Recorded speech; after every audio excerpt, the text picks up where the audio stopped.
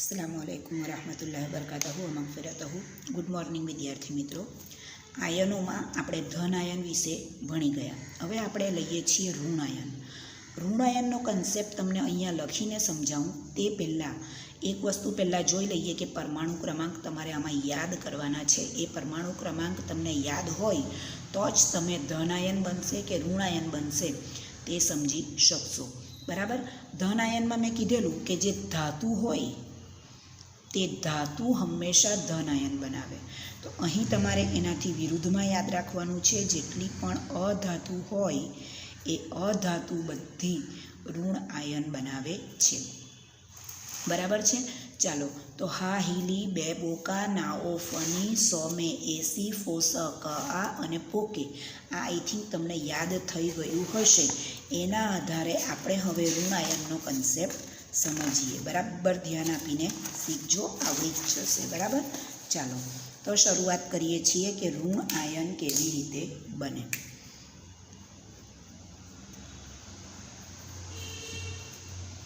ઋણ આયન, બરાબર।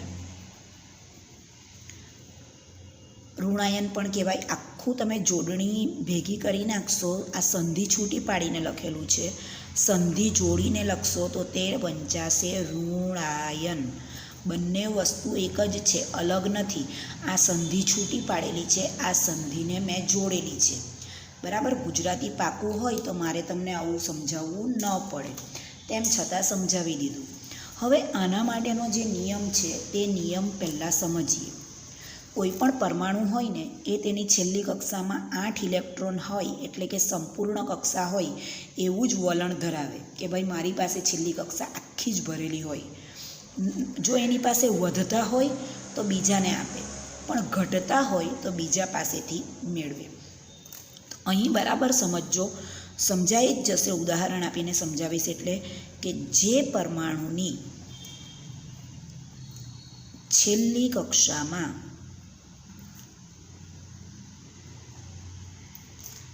5, 6 કે 7 ઇલેક્ટ્રોન હોય તે ઇલેક્ટ્રોન મેળવીને અથવા તો લઈને અષ્ટક પૂરું કરવા પ્રયત્ન કરે છે। અષ્ટક પૂરું કરવા પ્રયત્ન કરે છે એટલે શું? એની છેલ્લી કક્ષામાં 8 ઇલેક્ટ્રોન થઈ જવા જોઈએ, કે સંપૂર્ણપણે તે ભરાઈ જવી જોઈએ, બરાબર છે। અષ્ટક પૂર્ણ કરવા, અહીંયા એનો મતલબ લખી દઉં। અષ્ટક પૂર્ણ કરવા એટલે કે છેલ્લી કક્ષા સંપૂર્ણ ભરવા। છેલ્લી કક્ષા સંપૂર્ણ ભરવા, બરાબર છે, સંપૂર્ણ ભરવા। શું કરે છે? ઇલેક્ટ્રોન મેળવવાનો પ્રયત્ન કરે છે અથવા ઇલેક્ટ્રોન લે છે, બરાબર છે। ઇલેક્ટ્રોન મેળવે છે અથવા તો લે છે અને અષ્ટક પૂરું કરવા પ્રયત્ન કરે છે ત્યારે ઋણ આયન બને છે, બરાબર છે, ત્યારે ઋણ આયન બને છે। આના કરતાં પણ ઇઝી રીતે હું તમને એન્ડમાં સમજાવીશ। ફિરહાલ તમે યાદ રાખો કે જે પરમાણુની છેલ્લી કક્ષામાં 5, 6 કે 7 ઇલેક્ટ્રોન હોય તે ઘટતા ઇલેક્ટ્રોન મેળવીને અથવા લઈને 8નો આંકડો પૂરો કરવા પ્રયત્ન કરે ત્યારે તે ઋણ આયન બનાવે છે। હવે પહેલાં સમજી લઈએ, છેલ્લી કક્ષામાં અથવા જેને કહેવાય બાહ્યતમ કક્ષા, બંને શબ્દ વાપરું છું એટલે ગૂંચવાડો ન થાય, બરાબર। છેલ્લી કક્ષા અથવા તો બાહ્યતમ કક્ષા, એમાં જો 5 ઇલેક્ટ્રોન હોય, 6 ઇલેક્ટ્રોન હોય કે 7 ઇલેક્ટ્રોન હોય તો ઘટતા ઇલેક્ટ્રોન કેટલા, બરાબર। તો 5ની સામે કેટલા ઘટે? 3 ઇલેક્ટ્રોન ઘટે। 6ની સામે કેટલા ઇલેક્ટ્રોન ઘટે? આ બધા ઇલેક્ટ્રોન છે, હં। 5 ઇલેક્ટ્રોનની સામે અષ્ટક પૂરું કરવા 3 ઇલેક્ટ્રોન ઘટે, આની સામે 2 ઇલેક્ટ્રોન ઘટે, અને 7 ઇલેક્ટ્રોન હોય તો 1 ઇલેક્ટ્રોન ઘટે। જનરલી આપણે 1 લખતા નથી, પણ અહીંયા મેં લખીને સમજાવ્યું। હવે ઋણ આયન કેવી રીતે બને તે આપણે જોઈએ। એક ઉદાહરણ લઈએ કે ક્લોરીન પરમાણુ ક્લોરીન પરમાણુ ઋણ આયન બનાવે છે. અથવા એવું પૂછાય, આમાં જ બતાવી દઉં, અથવા ક્લોરીનની સંયોજકતા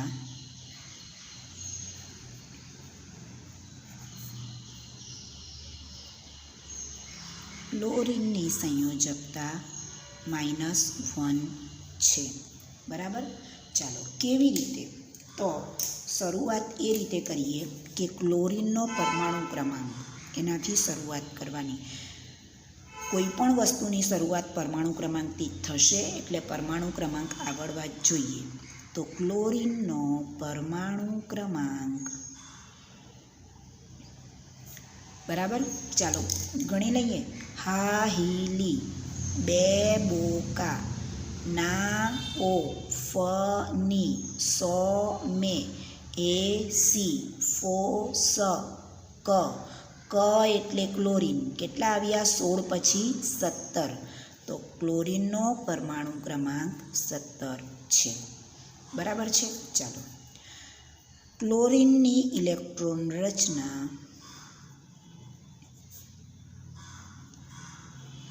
ક્લોરીનની ઇલેક્ટ્રોન રચના પહેલી કક્ષામાં 2, બીજી કક્ષામાં 8 આપી દેવાના. કેટલા બચ્યા? 8 ને 2 10 પછી 7, 17 થવા માટે. તો 2 8 7 છે. બરાબર છે. અહીં તમે જોઈ શકો છો કે એની છેલ્લી કક્ષામાં કેટલા ઇલેક્ટ્રોન છે? 7. એટલે એને અષ્ટક પૂરું કરવા માટે કેટલા ઇલેક્ટ્રોન ઘટે? બરાબર. આ ઘટતા ઇલેક્ટ્રોન મેં અહીંયા બતાવેલા છે. તો 7 ઇલેક્ટ્રોન છે, તો અષ્ટક પૂરું કરવા કેટલા ઇલેક્ટ્રોન ઘટે? તો કે 1 ઇલેક્ટ્રોન ઘટે. બરાબર. તો એનું સૂત્ર જો આપણે લખીએ તો કંઈક આ રીતે લખાશે. ક્લોરીન, એનો પરમાણુ ક્રમાંક 17, એની ઇલેક્ટ્રોન રચના થશે 2 8 7. આ છે ક્લોરીન પરમાણુ. બરાબર છે. બરાબર જોજો. આ છે ક્લોરીન પરમાણુ. હવે તે 1 ઇલેક્ટ્રોન કોઈ પાસેથી મેળવે છે. એણે 1 ઇલેક્ટ્રોન મેળવ્યો. બરાબર છે. તો હવે તે બની જશે Cl-1 અને તેની ઇલેક્ટ્રોન રચના થશે 2 8. આ 1 ઇલેક્ટ્રોન આમાં ઉમેરાઈ જશે. જોજો, આ 1 ઇલેક્ટ્રોન આમાં ઉમેરાઈ જશે એટલે 7 ને 1 થશે તમારા 8. કેટલા થશે? 7 ને 1 8. બરાબર છે. તો આ થશે તમારો ક્લોરીન આયન. બરાબર. એ પરમાણુ છે, આ આયન છે. એણે 1 ઇલેક્ટ્રોન મેળવ્યો. બરાબર છે. અથવા તો લીધો, જે બોલો તે. મેળવ્યો અથવા તો લીધો. 1 ઇલેક્ટ્રોન બહારથી ગમે ત્યાંથી એ લઈ આવ્યો એટલે 7 ને 1 8. એણે અષ્ટક પૂરું કર્યું. જોજો, આ 8 થઈ ગયા, એને કહેવાય અષ્ટક પૂરું કર્યું. એટલે કે છેલ્લી કક્ષા સંપૂર્ણ ભરાઈ ગઈ. બરાબર છે. ઓકે. તો હવે આ ક્લોરીન આયન બની ગયો. પણ એના માથા પર માઇનસ જ કેમ લાગ્યું? આપણે તો એ જોવાનું ને. ઘણા છોકરાને આ જ સવાલ હોય. તો ચાલો, ક્લોરીનનો પરમાણુ ક્રમાંક 17, તો એમાં 17 પ્રોટોન હોય અને 17 ઇલેક્ટ્રોન હોય. તો આપણે 17 પ્રોટોન બતાવીએ. બરાબર. ક્લોરીન 17, તો 17 પ્રોટોન બતાવીએ. 1 2 3 4 5 6 7 8 9 10 11 12 13 14 15 16 અને 17. 17 પ્રોટોન મેં બતાવ્યા. બરાબર. હવે મારે 17 ઇલેક્ટ્રોન પણ બતાવવાના. ચાલો 17 ઇલેક્ટ્રોન બતાવી દઈએ. 1 2 3 4 5 6 7 8 9 10 11 12 13 14 15 16 17. બરાબર. હવે જોજો, આપણે એની કોન્ફિગ્યુરેશન જોઈએ. પહેલી કક્ષામાં 2 ઇલેક્ટ્રોન, આ 2. બીજી કક્ષામાં 8, 1 2 3 4 5 6 7 8, 1 2 3 4 5 6 7 8, આ 8. અને ત્રીજી કક્ષામાં કેટલા રહ્યા? તો કે 1 2 3 4 5 6 ને 7. હવે એક ઇલેક્ટ્રોન એની પાસે નથી, એ ઇલેક્ટ્રોન બીજા પાસેથી લાવે છે. બરાબર, ક્યાંથી લાવે છે ખબર નથી, પણ એ એક ઇલેક્ટ્રોન બીજા પાસેથી લાવે છે, અથવા તો એને કહેવાય મેળવે છે. જે બોલો તે, લાવે છે અથવા મેળવે છે. હવે જોજો શું થશે તે. આ પ્રોટોનની સાથે electron cancel, proton electron cancel, proton electron charge cancel કરશે એકબીજાના, કેન્સલ કરતા જઈએ. ચાલો, proton electron cancel, proton electron cancel, proton electron cancel, proton electron cancel, proton electron cancel, proton electron cancel, proton electron cancel, proton electron cancel, proton electron cancel. આ ઇલેક્ટ્રોનને cancel કરવા માટે proton નથી. આ ઇલેક્ટ્રોનને કેન્સલ કરવા માટે મારી પાસે પ્રોટોન નથી. તો હવે આનો માઇનસ ચાર્જ જે છે એ ક્યાં જશે? આનો માઇનસ ચાર્જ ક્લોરીન એક ઇલેક્ટ્રોન મેળવશે તો તેના માથા ઉપર લખાઈ જશે.